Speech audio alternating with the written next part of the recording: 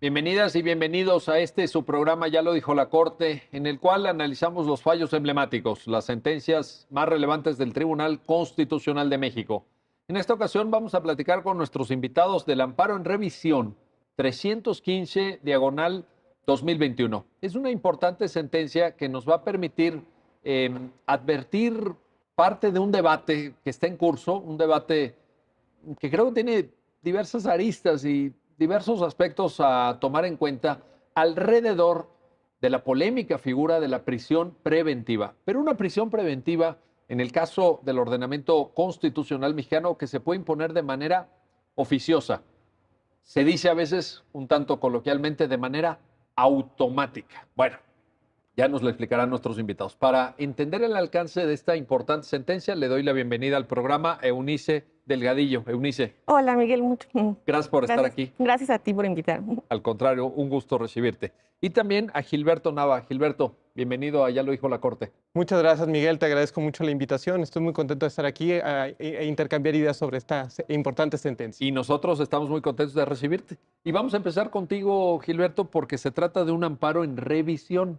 Esto quiere decir que ya pues, tuvo un primer acercamiento, un primer estudio en alguna instancia inferior y que posteriormente llegó a la Corte. Cuéntanos cómo surge el caso y cómo es que llega a conocimiento de este Tribunal Constitucional, por favor. Claro, con todo gusto, Miguel. Mira, el asunto es de una persona que es probable responsable de la comisión de un delito que coloquialmente se conoce como secuestro express. Es decir, privación de la libertad con ánimo de cometer un robo. El Ministerio Público, es detenido en flagrancia con el bien que presuntamente fue robado por esta persona, y el Ministerio Público comienza el proceso penal. La acción penal la tiene el Ministerio Público, el monopolio del ejercicio de la acción penal la tiene el Ministerio Público. Se inicia el proceso con la audiencia inicial, en el que se califica la detención en flagrancia, se formula la imputación. Y bueno, al haber elementos suficientes para considerar que esta persona presuntamente sí cometió este delito, el juez de control establece la medida cautelar de prisión preventiva en contra de esta persona, oficiosa en términos del artículo 19 constitucional. Aquí pasan varias situaciones dentro del proceso, hay una declinación de competencia de un juez local o un juez federal, pero lo que nos interesa para entender el alcance de esta sentencia es que el juez federal confirma una prisión preventiva oficiosa, al considerar que al actualizarse el supuesto de secuestro que está previsto en el artículo 19 constitucional, entonces procede la imposición de esta medida.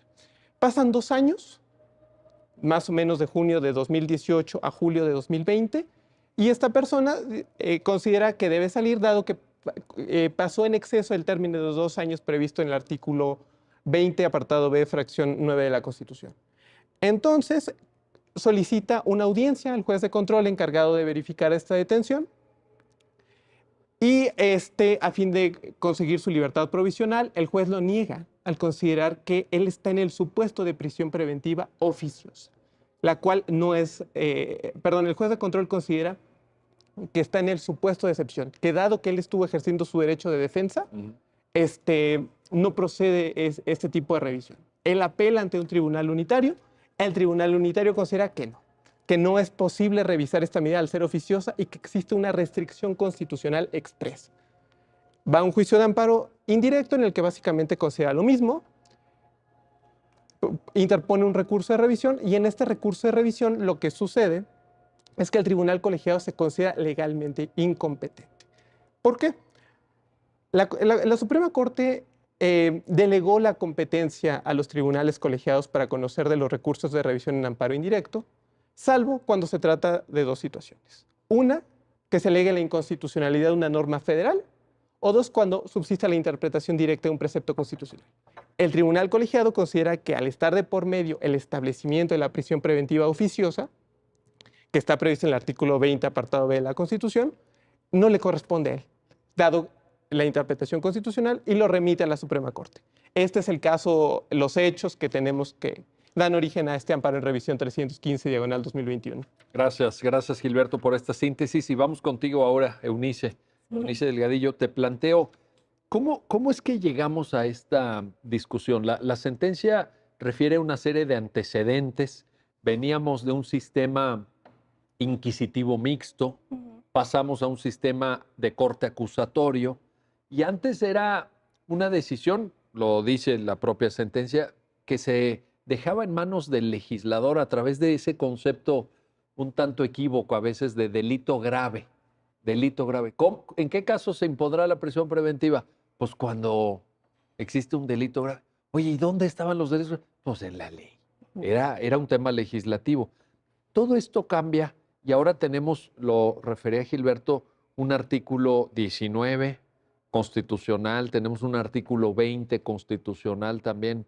Cuéntanos esa parte, ¿cómo está el tema de los antecedentes? Sí, es muy curioso porque cuando se hizo la reforma penal de junio de 2008, cuando en la exposición de motivos del artículo 19 precisamente habla de que la prisión preventiva debe ser como de carácter excepcional y hace referencia a lo que se acostumbraba antes de que si era un delito grave era prisión preventiva y no tenía oportunidad de tener libertad bajo caución.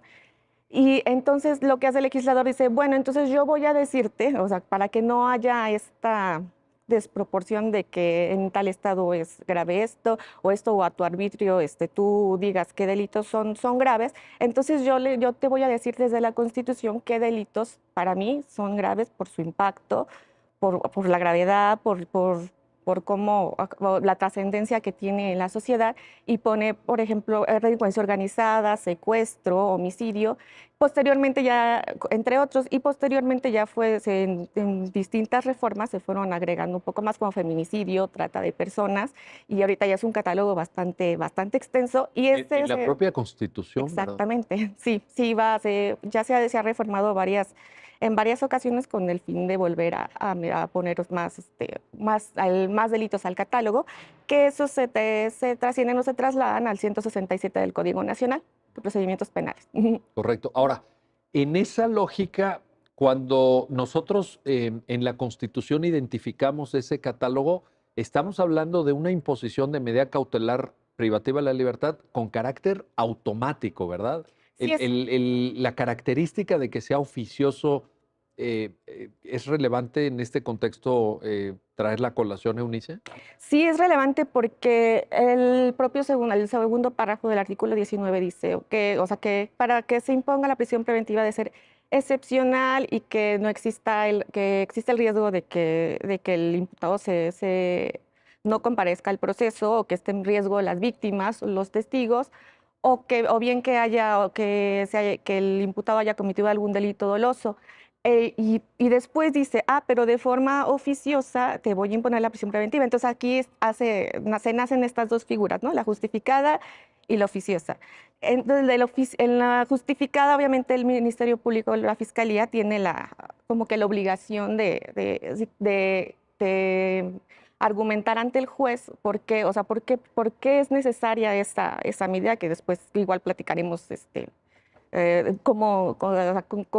con base en qué parámetros se dicta la justificada.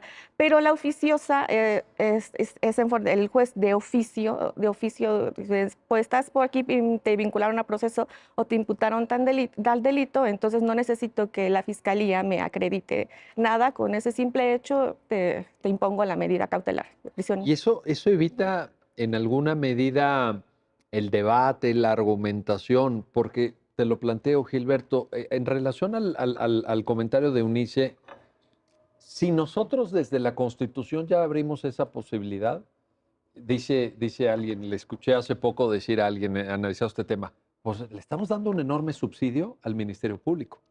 El Ministerio Público formula la imputación. El juez vincula por cierto tipo de delito. En términos del 19 párrafo segundo, viene en automático la medida cautelar. Entonces, nos estamos evitando una etapa que en todo proceso judicial algunos de nosotros pensamos que es importante, que es la argumentación jurídica, es la justificación a la luz del caso concreto.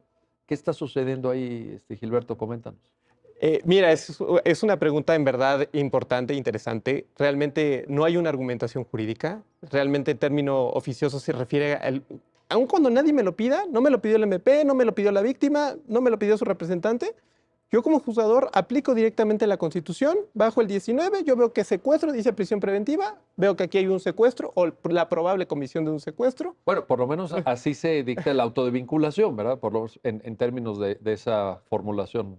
Así es, Miguel. Entonces, realmente no hay, como bien lo dices, no hay ninguna argumentación. Realmente lo que sucedió es que en la exposición de motivos de la reforma al artículo 19 constitucional de 2008 y que después baja al artículo 167 del Código Nacional, lo que dice es que son delitos graves que tienen un impacto muy alto en nuestra sociedad. Por tanto, en estos casos va a haber prisión preventiva oficiosa. Pero bien lo dices, no hay ninguna argumentación jurídica. Es más, es todavía más curioso porque la carga de la prueba, entendido como quién tiene que demostrar cierto hecho, no se la ponemos al Ministerio Público, es al revés. Claro. El juez la va a poner al menos que el Ministerio Público le diga que no la quiere. Es decir, en este caso, yo como Ministerio Público te puedo decir, no advierto un riesgo, entonces te pido que no le impongas la prisión preventiva en este caso. Incluso todavía pone más trabas la Constitución, porque lo que pasa es, no solamente lo puede hacer la gente del Ministerio Público, tiene que requerirlo a su superior, al fiscal. Y solamente si el fiscal considera que en este caso, como bien lo decía Eunice hace un momento, no está en peligro que el imputado se sustraiga de la acción de la justicia o se ponga en peligro a la víctima, o estas situaciones, solamente en esos casos no operará. Pero realmente la carga es, siempre va a operar a menos que el MP, que el Ministerio Público, diga que no.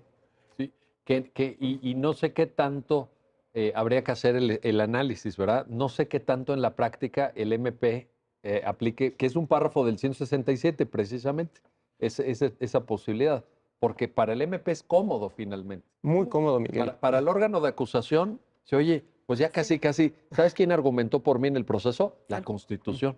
No, pues por eso yo traigo a colación este comentario de un amigo que me decía, es que estamos subsidiando al MP, es un subsidio, es una ayuda, pero una ayuda no menor, porque te está ayudando la Constitución en ese párrafo segundo del 19. Entonces ahí es donde yo veo el problema, el asunto, y repito, esta posibilidad que señalas, que en efecto está contemplada, está establecida, eso lo podemos ver en el Código Nacional, pero yo no sé qué tanto se aplique en la práctica, no estoy seguro. No, realmente no se aplica y si llega a aplicarse eso en un porcentaje en comparación con los procesos penales que están abiertos es ínfimo, es mínimo. O sea, casi podríamos decir es irrelevante Sí, ya en la práctica. Sí, en la práctica realmente no hemos tenido la oportunidad de ver un caso en el que haya ocurrido esto a fin de interpretar los alcances de la figura. ¿Por qué? Porque no se da en la realidad fáctica. Ahora, en ese sentido, Eunice, este precedente es de gran relevancia,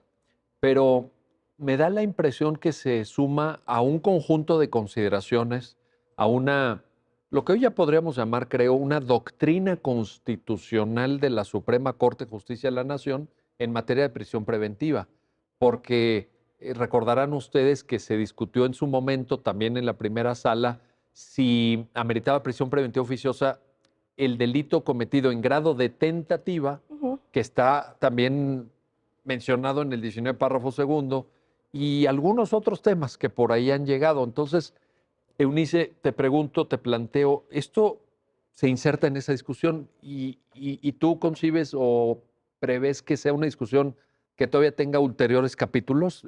¿Seguiremos viendo este tipo de planteamientos? Coméntanos. Indudablemente yo creo que sí, o sea, el tema de prisión preventiva oficiosa, la oficiosa en especial, sí todavía está, de hecho está sobre la mesa todavía aquí en la Corte, en la sala, por ahí hay un amparo en revisión inconcluso que precisamente habla de la inconvencionalidad del artículo 167 del Código Nacional, porque aquí lo curioso, o sea, lo curioso es que el 167 tal vez no está apegado a lo que ha dicho la Corte Interamericana, pero sí está pegado al artículo 19 constitucional, y entonces esto sí genera un caos que yo creo que va a ser una discusión muy Oye, porque interesante ahí cuando se lo resuelva. que se vislumbra, Eunice, es un parámetro que se bifurca, y la gran pregunta es a cuál vamos a atender, ¿no? Tú citaste, tenemos la Constitución, obviamente el 19 párrafo segundo, pero hay un tema de convencionalidad, ¿verdad?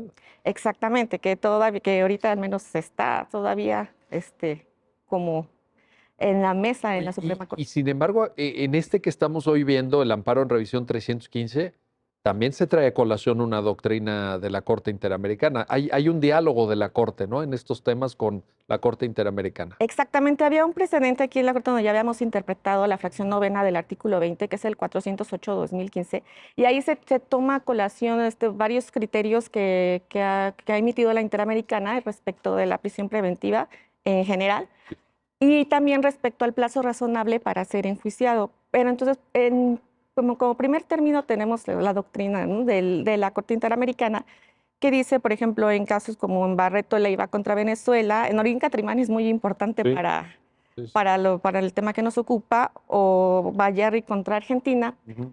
en donde dice que la prisión preventiva pues puede ser justificada, o sea, que el Estado puede imponerla, pero tiene que ser la excepción, o sea, porque siempre la presunción de inocencia y la libertad va a ir primero, y esta es la excepción.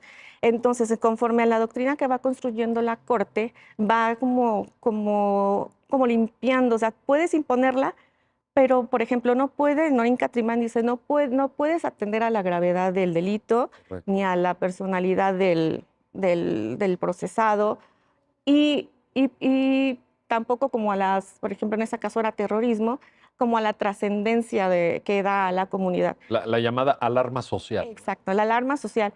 Entonces, se va construyendo conforme va construyendo la Corte Interamericana estos criterios, pues nos damos cuenta que de la reforma de 2008, pues como que no se va ajustando mucho.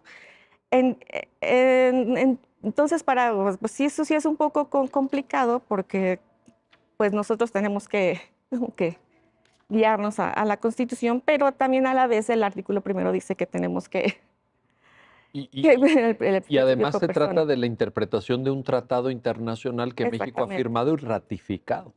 exactamente. Convención Americana de Derechos Humanos, ¿no es cierto? Así es, en la convención. De ahí se podría decir, muchos alegan que se viola ahí el 7.3 de la convención. Pero el caso es que va construyendo esta doctrina sobre prisión, y de entre eso llega a Tibi contra Ecuador y Lacayo contra Nicaragua, en donde dice, bueno, ya está en prisión preventiva, ya la justificaste, no puedes tenerlo tanto tiempo ahí en su proceso. Ujú. O sea, no puedes, porque si no sería como una pena anticipada, sería como una pena inusitada. Entonces, ¿qué parámetros se debe de tomar para que este plazo, para que se pueda decir que la duración de la prisión preventiva es razonable? Y pone que puede ser la complejidad del asunto, la actividad procesal del indiciado, y la conducta de la autoridad. Entonces, bajo esos parámetros también la Corte ya construyó, aunque algunos apegados al sistema anterior, pero sí ya había construido más o menos una doctrina respecto a cómo se va a enjuiciar en un plazo razonable. Perfecto. Ujú. Muy bien. Bueno, vamos a hacer una pausa, no se vayan, regresamos enseguida para continuar en este análisis, en esta conversación con nuestros invitados alrededor del amparo en revisión 315, diagonal 2021. Y esta figura que ha dado lugar a diversos pronunciamientos, que ha dado lugar a diversas polémicas, que es la prisión preventiva con carácter oficioso, porque otra es la justificada.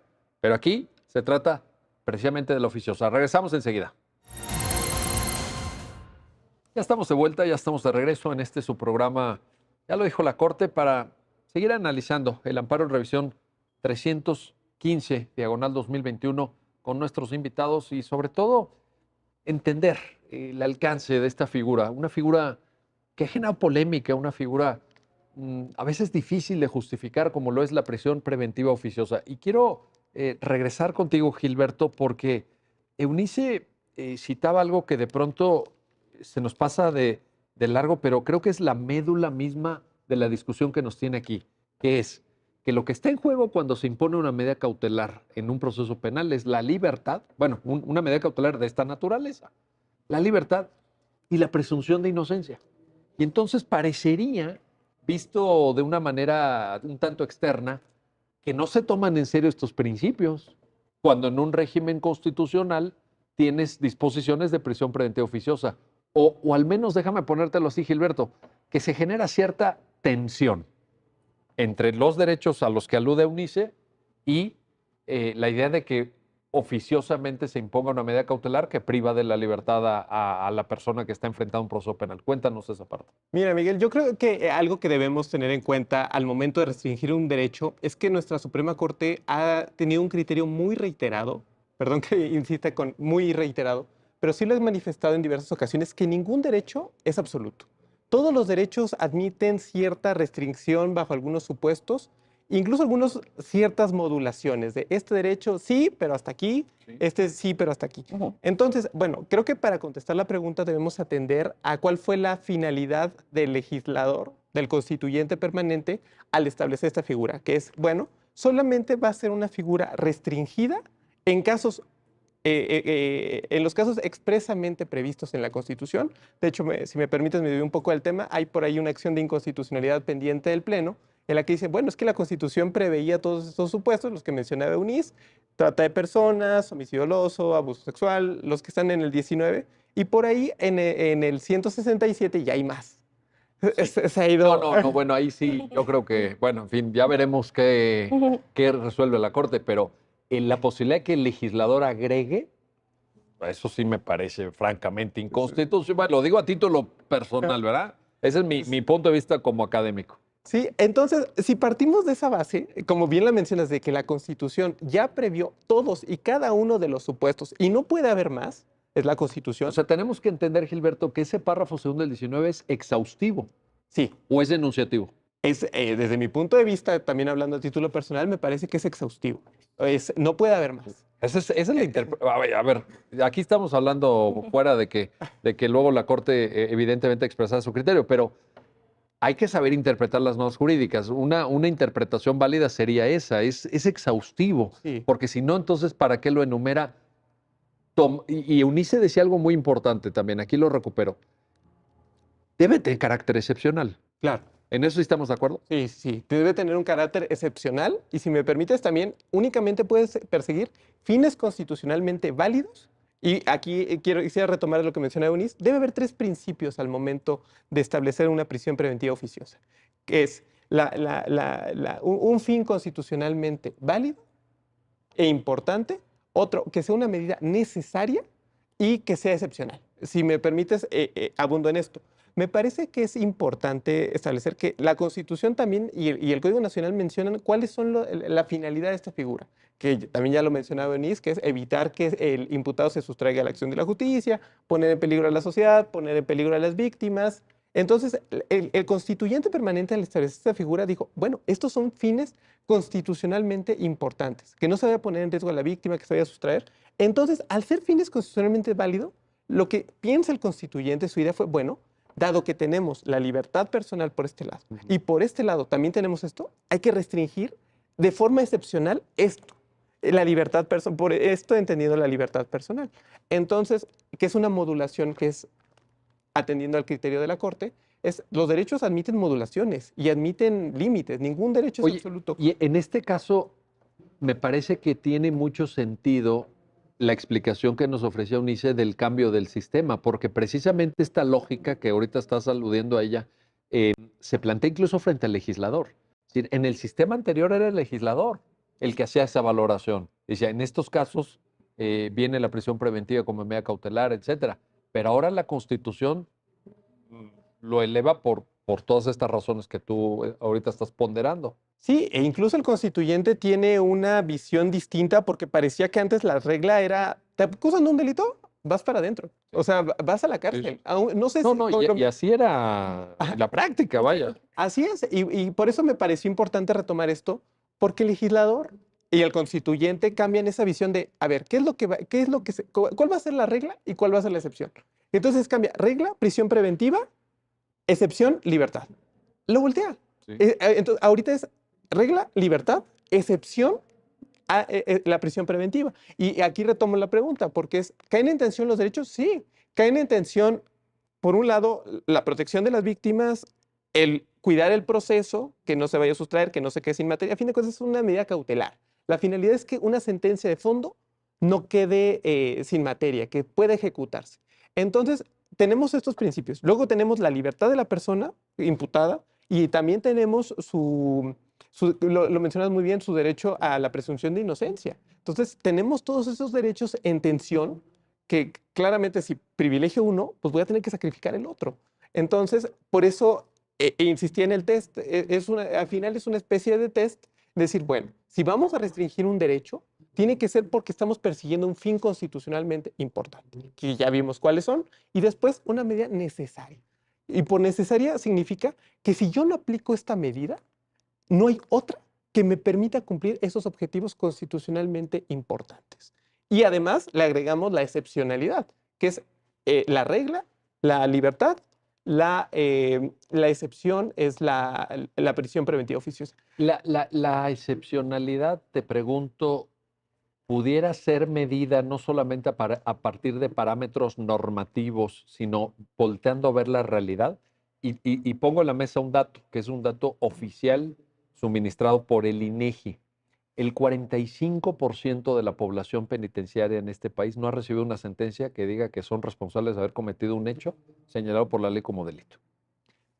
Yo no sé si un 45% del total responda a condiciones de excepcionalidad o cómo se mide la excepcionalidad. Pues mira, yo creo que podemos partir de la realidad social, pero también podemos partir del sistema jurídico. Por ejemplo, ya vimos cuáles son los delitos que ameritan prisión preventiva oficiosa, pero también el Código Nacional también menciona que no se aplicará esta medida cuando una persona tenga más de 70 años, Correcto. cuando se trate de mujeres embarazadas, cuando se trate de mujeres que están lactando. O sea, podemos acudir a las normas para medir esta excepcionalidad.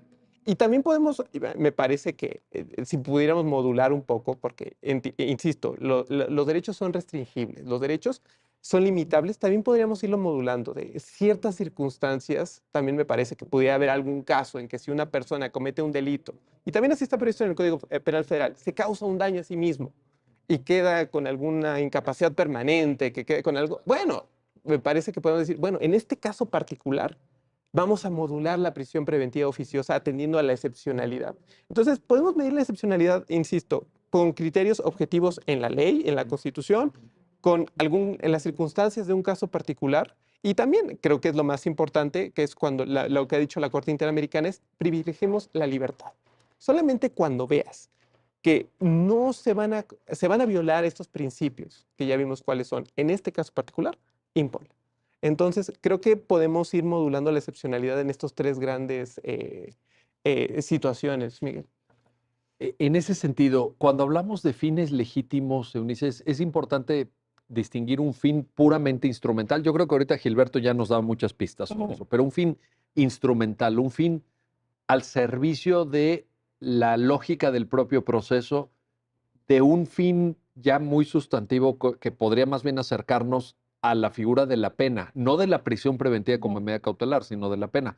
Porque te lo planteo por esto, porque la gente que está viendo el programa de repente podría tener dudas en un caso concreto. Oye, lo dejaron ir, dice la gente, ya está en libertad, entonces, o el juez se corrompió o algo pasó, pero en realidad se trata de seguir el proceso con la persona en libertad y si la sentencia llega a ser condenatoria, pues ahí sí proceder a una etapa ejecutiva, a una etapa de ejecución.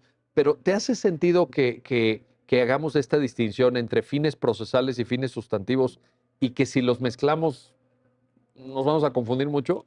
Es que precisamente esa es como que aquí la controversia, porque pareciera que es como una pena anticipada, incluso ante la opinión pública, es una pena anticipada la Sí. prisión preventiva.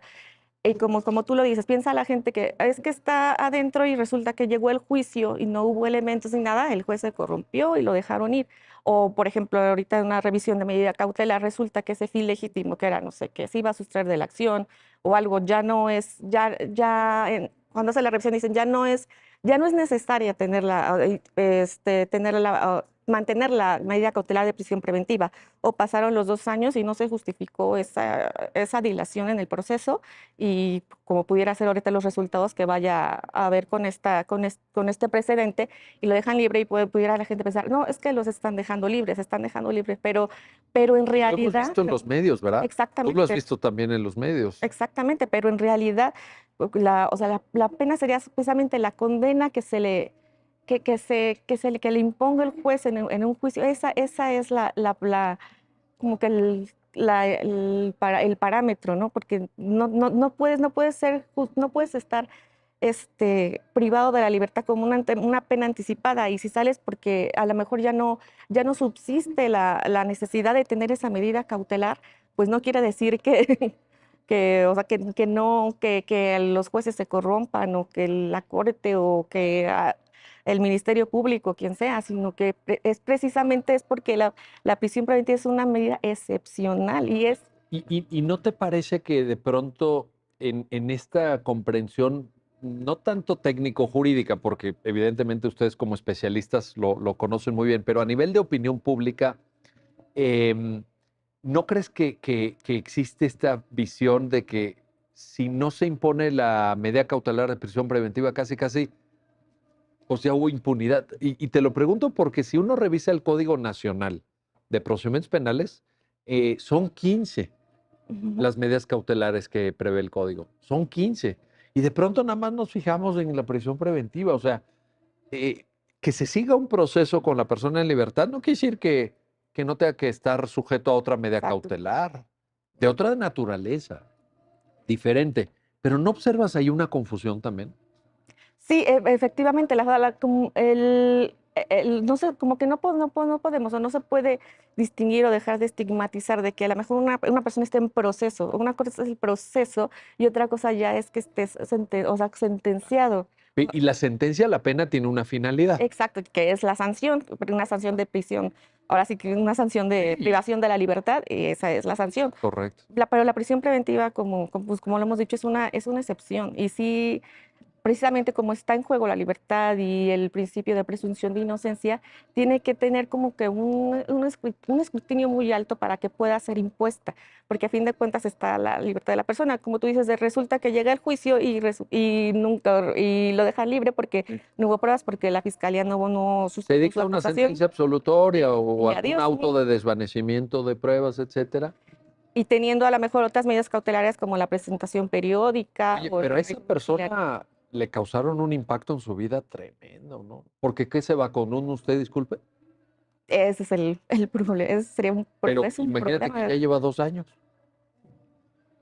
¿Qué pasa en la vida de una persona que 2 años, pues no está en su trabajo, no está con su familia, no provea los gastos del hogar Y queda estigmatizado y queda aparte. estigmatizado? Y aunque se supone que no deben discriminarte por esas cuestiones, a lo mejor para conseguir trabajo, No, la otra cosa, realidad, y la la realidad realidad es es otra, otra, ¿no? ¿no? La O sea, realidad es otra. queda el estigma de que esta persona estuvo en la cárcel, es lo que dicen. O sea, no Y, dicen estuvo sujeto a un proceso, estuvo en la y cárcel. no te parece que hay que ser muy cuidadosos por todas estas consecuencias. Es que, mira, cuando uno ve los datos reales, porque una cosa es hacer el análisis normativo, pero ya con los datos, a mí me preocupa mucho, me preocupa mucho. No sé si Hay estamos respetando los derechos humanos, lo digo a título personal, ¿eh? No, no sé si lo estamos. Además, hay un abuso no tanto de la oficiosa, también hay un abuso de la prisión justificada, me Ese parece. es un tema que Pero eso ya también es en otro. su momento deberíamos de platicar, porque no sé si la Corte ha tenido la oportunidad de entrar a revisar eso y un poco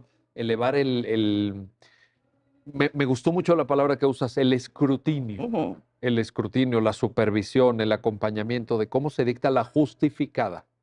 Yo Sí, creo que porque pues, no, es que a lo mejor ya cometió un delito doloso, ¿no? Como dice el 19 lo dice. Pero a lo mejor ahí no es que haya cometido, a lo mejor sí tiene por ahí alguna otra cosa de que se sustraiga de la acción, de que se estuvo escondiendo de la autoridad, de que tiene amenazado a las víctimas o a los propios testigos, y todo eso se conjunta y dices, ah, bueno, entonces a lo mejor aquí sí está justificado que pases tu proceso adentro, hasta para protección de las víctimas.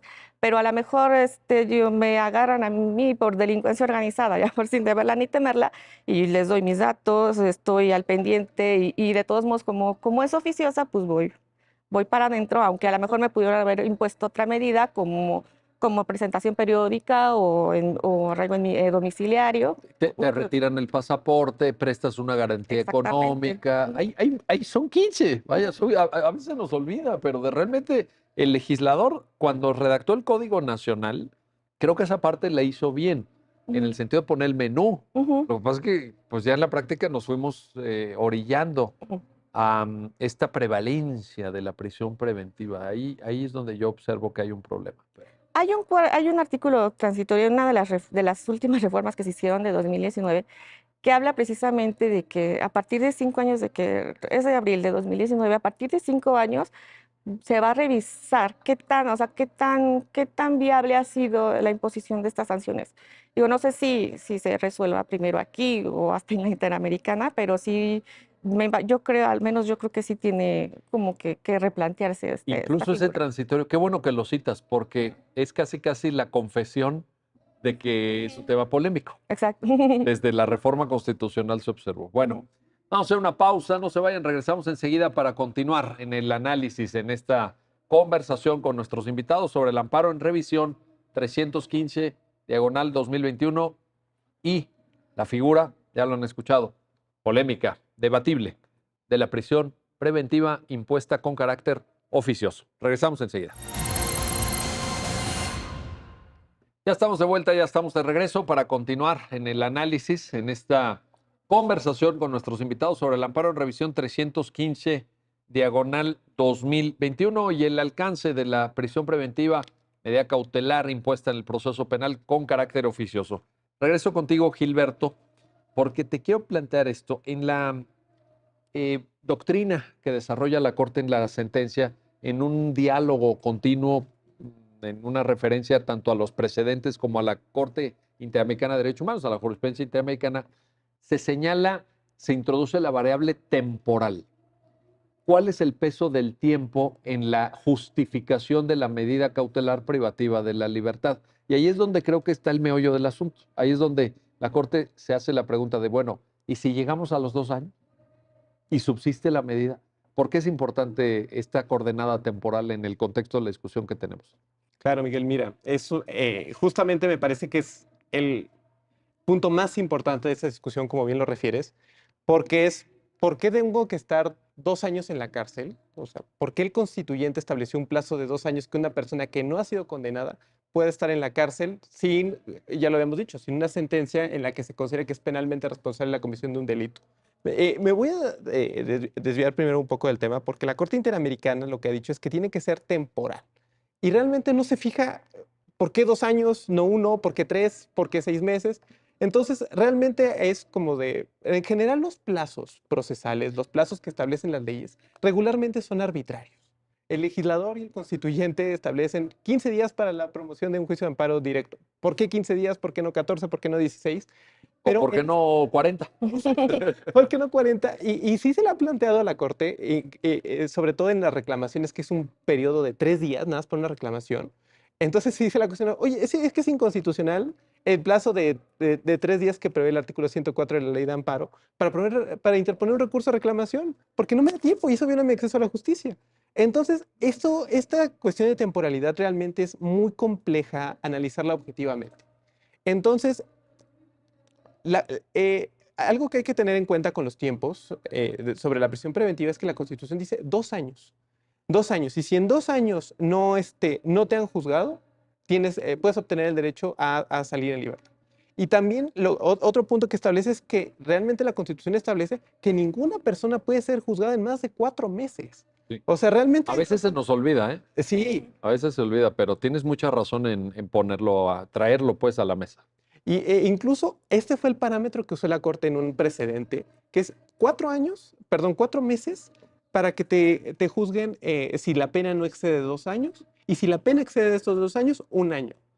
Entonces, 1 año para que te juzguen. Sí. Entonces, es un poco problemático. Si vemos estos 2 plazos de 4 meses y de 1 año, a la luz de los 2 años, parece excesivo. O sea, si yo tengo el derecho a que si me están acusando de un delito que merita más de 2 años de prisión, que son los de alto impacto que ya platicamos, ninguno de esos tiene una pena de 2 años, tengo derecho a que me juzguen en 1 año. Entonces, cuando mucho, podría estar en prisión preventiva oficiosa 1 año, porque en 1 año ya, entonces me estás duplicando. Y la propia Constitución se fue al doble. Así es. Establece el doble de lo que establece la propia Constitución. La propia Constitución establece 1 año y luego dice, pero en oficiosa 2. Como parece cuidándose de, híjole, si no da tiempo, bueno. Pero ¿no será en función de la excepción? Sí. ¿Del ejercicio del derecho a la defensa? Bueno, el artículo 17 establece que la justicia debe ser pronta, rápida, imparcial, completa. Entonces, los tribunales tienen la obligación de resolver a la brevedad posible, lo más rápido posible, e incluso se da un margen de un año. Ahora, en el ejercicio del derecho de defensa, bueno, podemos caer en muchas complicaciones. Incluso la propia Corte Interamericana ha reconocido que la defensa es natural. O sea, realmente si a cualquiera de nosotros creo que nos acusan de un delito, nos vamos a defender Claro. y vamos a poner apelaciones, juicios de amparo, reclamaciones, recursos Lo que de la ley nos permite. lo que la ley nos permita. Entonces, eso puede tomar tiempo. Sí considero que, y te doy la razón en ese sentido, que puede ser que diga, bueno, pero es que si interpone la apelación o si hay una apelación dentro, dentro del O está requiriendo la presencia de un testigo que está en otro país, que es difícil de traer al proceso o de alguna forma contar con su testimonio. Sí, incluso simplemente la situación que estamos viendo ahorita de emergencia sanitaria con el COVID, estuvieron suspendidos los plazos procesales más o menos del 17 de marzo de 2020 al 3 de agosto. Entonces, y de repente una cosa que dice, aquí no se cuenta. Incluso también eso ya fue materia de análisis de, bueno, pero ¿eso cuenta o no cuenta? O sea, los tengo que tomar en cuenta para los 8 años que tengo para promover un amparo directo. Entonces, el tema temporal, lo único que podemos decir es que realmente el plazo es arbitrario desde mi punto de vista. La Constitución establece 4 meses de delitos menores, 1 año de delitos graves y 2 años de prisión preventiva oficiosa para los delitos de alto impacto. Ahora, otro tema que es importante destacar es que hay que tomar en cuenta, ya lo habíamos mencionado, cuál ha sido la actitud de las partes que se van a defender. Otra, lo mencionas muy bien, también lo ha dicho la Corte Interamericana, es la complejidad del asunto. También. Hay que ver qué tantas pruebas requiero para defenderme. A veces es un peritaje y pues un peritaje, digo, que en esta mesa haya una huella, pues tal vez no es tan rápido. O depende de los hechos que haya que probar, la complejidad. Hay procesos penales, digo, estoy pensando en delincuencia organizada, delitos de naturaleza financiera, etcétera, que tienen No. mucha complejidad, incluso hasta varios tomos en una carpeta de investigación, etcétera. Sí, pruebas muy complejas, que hay muchas personas que están involucradas, hay delitos que no pueden cometerse con una sola persona o agravantes que no se cometen con una sola persona y hay que investigar a varios. Entonces hay que tomar en cuenta esa complejidad.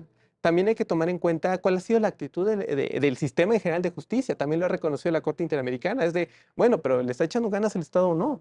O sea, ¿está cumpliendo con los plazos? ¿Está siendo activo o no? Porque también en ese caso podría ser que, bueno, tal vez si ha habido cierta negligencia por el Estado y se ha tardado mucho en resolver este asunto, entonces, bueno, hay que ver qué vamos a hacer en ese supuesto. Entonces, el elemento temporalidad me parece que hay que atender a... tampoco podemos verlo tan abstracto. También me parece que, así como planteaba las excepciones en cuanto al criterio material, creo que también aquí podemos bajarlo y decir, bueno, pero si esta persona está acusada de un delito complicadísimo, porque vemos que hay delitos descritos en el Código Penal Federal, hablando en términos de la federación, que son muy complejos. Sí, Que dicen, es que yo hice esto, pero ¿esto entra o no entra? Pero aquí la ventaja es que creo que tenemos un aval de la Corte Interamericana. La Corte Interamericana dice, uno de los criterios es la complejidad del asunto. Así es. La propia Corte Interamericana ya dijo que la complejidad del asunto y es cómo voy a probar y qué tanto y cuáles son los hechos a probar. O sea, no es lo mismo probar que tal vez una persona disparó a, como mencionabas, de pues, una empresa que tiene una contabilidad de 1000 tomos, me voy a tardar, tal vez el Ministerio Público se va a tardar en revisarlos. Sí, o perseguir delincuencia transnacional, que requiere cooperación judicial internacional, etcétera. No, no está tan sencillo. Así es. Oye, y en ese sentido, para plantártelo antes de que termine el programa, evidentemente, la Corte dice, ¿son revisables o no las medidas cautelares privativas de la libertad en el curso del proceso cuando se llega a esa frontera, a ese límite de los 2 años? Es cierto, el problema aquí fue que cuando solicitan la modificación de la medida cautelar al haber transcurrido 2 años, el Tribunal Unitario, o sea, tanto de amparo como de apelación, decían que no podían imponerle otra medida, o sea, que ni siquiera era revisable, o sea, ni siquiera le iban a revisar su asunto, porque no podían imponerle otra medida cautelar ya porque estaba bajo la figura de prisión preventiva oficiosa y como estaba bajo esa figura, ya no le podían imponer ninguna otra. Lo que se está diciendo aquí en el AR 315-2020 es que eso es incorrecto porque ni de la Constitución, ni de la exposición de motivos, ni del Código Nacional se desprendía algún impedimento que dijera que en el 20 apartado de fracción novena, después de 2 años, ninguna prisión preventiva puede durar más de 2 años, a excepción de que esté oficiosa. No, no decía nada de eso. De hecho, dice ahí el texto constitucional, en ningún caso podrá prolongarse de la pena que por el delito que se está cometiendo o mayor de 2 años, salvo que su prolongación sea en ejercicio de la defensa. Entonces, Parece bastante taxativo en ese. exactamente. Entonces ahí sí fue como una interpretación pues muy extraña, muy vaga de los tribunales unitarios, pero sí, efectivamente aquí se dice, ¿sabe? No existe ningún impedimento para poder revisar, o sea, para que sea revisable la prisión preventiva oficiosa y en su caso imponer otra medida cautelar. Ahora, cuando dice Eunice, revisable, tampoco quiere decir que necesariamente se tenga que llegar al cambio. O sea, simplemente la posibilidad de ver si subsiste, si no subsiste. Por ejemplo, en términos de la doctrina interamericana, de si existen los elementos Exacto. como lo que ya mencionaba Gilberto, la complejidad del caso, la actividad procesal de las partes, la conducta de las autoridades. Pero sí el hecho de que por lo menos, oye, pues vamos a ver si se sigue justificando o no. Esa puerta debe quedar abierta según la Corte, ¿cierto? Exactamente, porque ya es como que en cada caso específico. O sea, en la ejecutoria se fijan los parámetros conforme a lo que dijo la Interamericana. Sí. Se fijan los parámetros y ya ahí sí ya sería como en cada caso específico, porque a lo mejor dice nada más, ejerció su derecho de defensa, sí, pero a lo mejor ese derecho de defensa se atrasó no tanto porque yo a lo mejor interpuse apelación o promoví un amparo, sino porque las autoridades me retrasaron mi asunto o el Ministerio Público no desahogó bien las pruebas o me repusieron el procedimiento. O sea, puede haber o sea, como muchísimas causas por las que no se haya sentenciado en esos 2 años. O puede ser que efectivamente por ejercicio de la defensa o la complejidad del asunto o se haya retrasado el asunto y entonces sabes que sigues bajo medida cautelar de prisión preventiva. Oye, ¿no será también en este sentido, Gilberto, a partir del comentario que nos acaba de formular Eunice, que subsisten algunos rasgos de derecho penal propio de un Estado autoritario? Porque puede haber una justificación, hay un marco interamericano, hay este tipo de reflexiones con sus precedentes que también están aquí citados, también varios precedentes, pero al final del día, el hecho de que se tenga que llegar a la Suprema Corte para poder dilucidar esto, no te implica que en la Constitución, en el Código Nacional, en la práctica del proceso penal mexicano, hay una semilla, hay un germen todavía autoritario que le resta relevancia a la presunción de inocencia, que le resta relevancia a ese gran valor fundamental del Estado constitucional de derecho, que es la libertad. Eh, ¿qué está pasando ahí? Sí, definitivamente me parece que todavía queda ahí un indicio, una pequeña consecuencia de lo que tuvimos durante largo tiempo antes del nuevo proceso penal acusatorio. Algo que es importante, me parece que es importante mencionar, es que en la doctrina penal hay un apartado que se conoce como doctrina penal del enemigo, que es persigo a la persona, no persigo lo que hizo. Entonces parece que aquí como que tenemos una mezcla rara, porque no estoy persiguiendo a una persona, pero sí estoy persiguiendo a... Tú formas parte de delincuencia organizada, de secuestro, de estos delitos de alto impacto del 19. Sin tomar en cuenta nada más que eso. Exacto. La formulación de imputación, bueno, el título de imputación, ¿verdad? Sí, el cual, si me permites, ni siquiera es definitivo, No, porque no. después estará la acusación formal en Es otra correcto. etapa del En procedimiento. otra Hoy etapa. estamos en la primera etapa. Estamos en la etapa inicial. Sí, estamos en la primera etapa en la que estamos viendo si hay posibles elementos para considerar que posiblemente esta persona cometió un delito. Oye, y el estándar es bajo. El estándar es bajo, pues realmente... Estoy hablando del estándar para vincular. Así es, basta Es con bajo. elementos de que se configura probablemente un delito y de que esta persona probablemente lo cometió. Y un tema que también me parece que es importante mencionar es que son medidas cautelares. Sí. Las medidas cautelares son revisables en todo momento mientras no se dicta una sentencia definitiva. Y esto me permite retomar un comentario que hacía hace un momento en cuanto al fin. Lo que tenemos que ver es, a ver, ¿por qué se impuso esa medida cautelar? No, pues porque, también lo mencioné Eunice, porque está en peligro la víctima, porque vimos que se iba a fugar. ¿Sabes qué? Digo, un ejemplo drástico.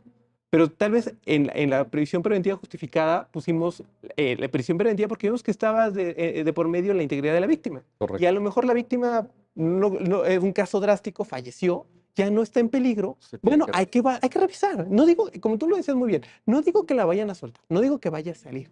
Lo que digo es que siempre debe estar abierta esa posibilidad de revisar la prisión preventiva. Y eso da oportunidad, por eso me parece que la sentencia da en el blanco, porque eso da oportunidad a repensar si subsisten esos fines procesales, Exactamente. que es diferente cuando ya tienes una pena, porque en su caso la pena, bueno, sí será revisable a través de un recurso o por ahí se podrá plantear más adelante un amparo, está bien, pero aquí se trata de un fin procesal, Así es. por la naturaleza cautelar que tú ahorita destacas, Gilberto.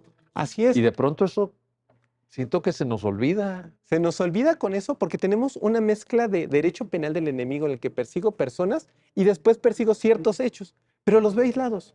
Veo personas y veo la probable comisión de un delito. Parece que nunca se ha unido de qué tanto es esta persona un peligro para la sociedad.